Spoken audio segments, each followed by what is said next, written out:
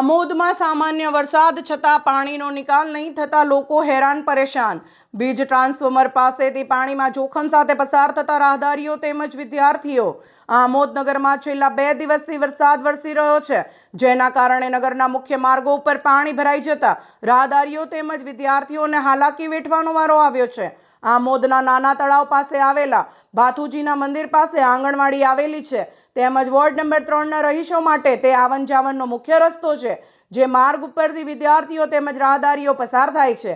તેમજ આ રસ્તા ઉપર આંગણવાડી પણ આવેલી છે, જેથી નાના ભૂલકાઓ પણ ત્યાંથી પસાર થતા હોય છે।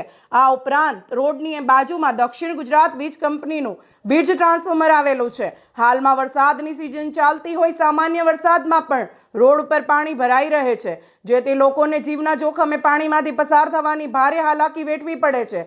ત્યારે રાહદારીઓ, વિદ્યાર્થીઓ તેમજ નાના ભૂલકાઓની જિંદગી સામે જોખમ ઊભું થવાની ભીતિ ઊભી થઈ છે। આ બાબતે આમોદ જંબુસર વિધાનસભા યુથ કોંગ્રેસ પ્રમુખ કેતન મકવાણાએ જણાવ્યું હતું કે આમોદ નગરપાલિકાના સત્તાધીશોને ફોનથી જાણ કરવામાં આવી છે, છતાં સમસ્યાનો નિકાલ ન થતા લોકોમાં પાલિકા સામે બહુ રોષ જોવા મળ્યો છે।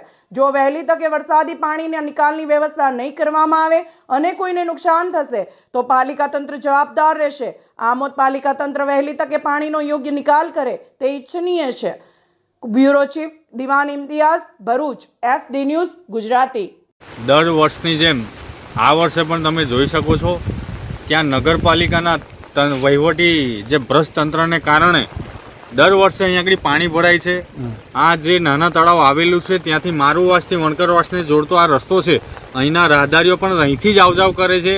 આ પાણીમાં અહીંયા આગળ જીબીની આ ડીપી પણ આવેલી છે, અહીંયા બાજુમાં અહીંયા આગળ બાર મંદિર પણ આવેલું છે।